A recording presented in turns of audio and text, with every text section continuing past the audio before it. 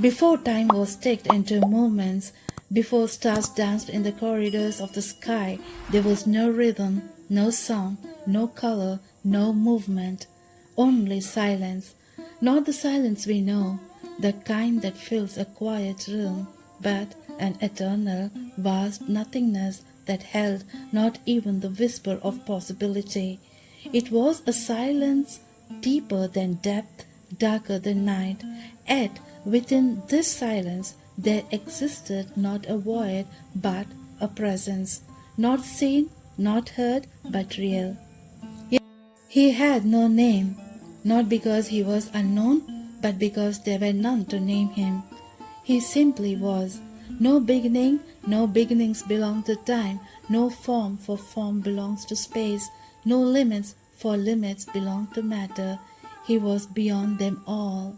He dwelled alone, not in loneliness, but in perfect completeness. He was not bored, not waiting, just being.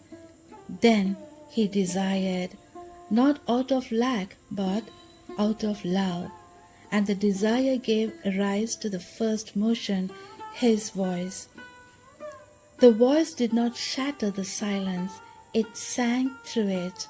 Like light piercing through endless night, his words spun reality from nothing. And with each word, something new was born.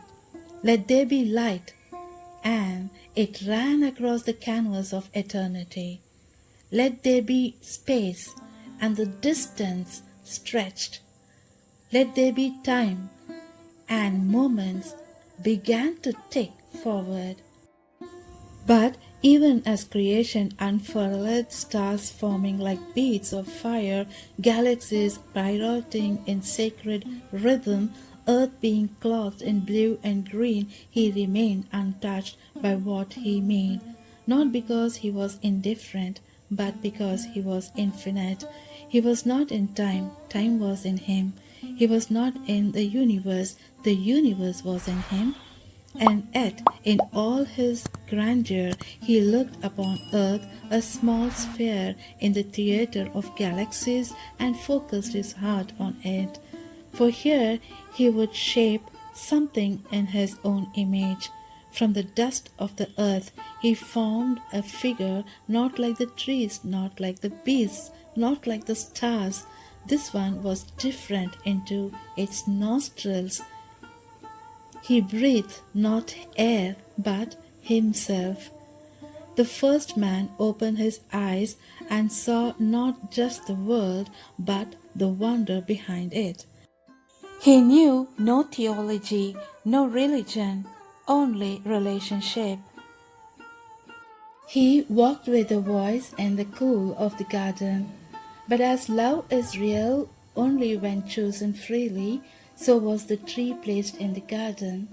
And in choosing self over surrender, man fell, not just from grace, but from the awareness of the voice. Still, the voice did not leave. He promised restoration. Centuries rolled by like rivers cutting through rock. Civilizations rose and fell. Names of kings echoed, then faded.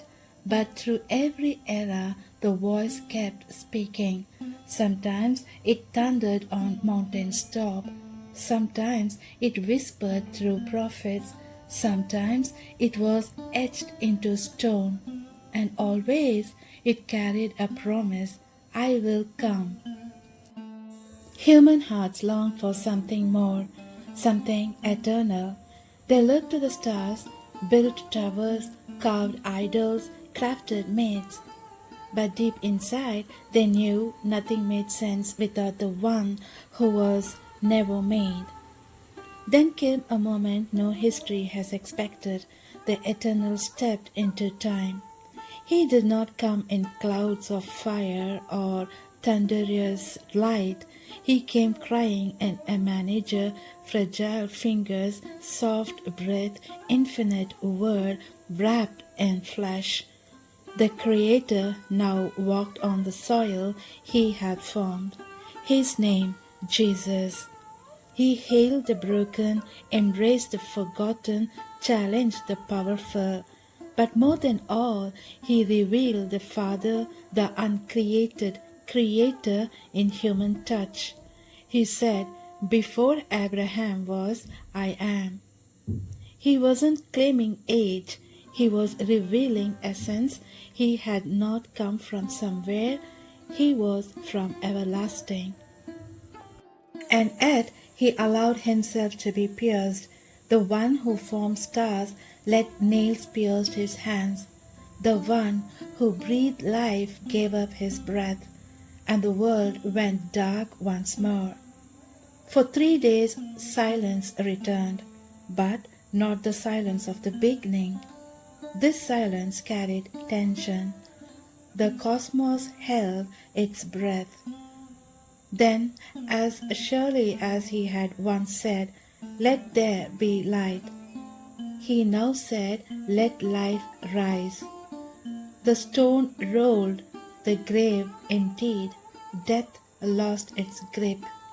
He rose not just in spirit, but in glorified body as the firstborn from the dead. And the voice once more echoed, "All authority in heaven and on earth has been given to me." The story had come full circle. The uncreated Creator stepped into creation, bore its wounds, and transformed its destiny. Now we live in the tension between time and eternity, space and spirit, matter and mystery. But we do not live alone. He is still with us, not in distant thunder, but in whispered grace. He resides not only in temples, but in the human heart. The same God who stood on nothing and spoke everything into being now stands with us, guiding, comforting, convicting, loving. We ask, "Who created God?" And he gently responds, "I am." We wonder, "Where did you come from?" And he replies, "I have always been." We worry, "Are you far?" And he assures, "I am with you always, even to the end of the age."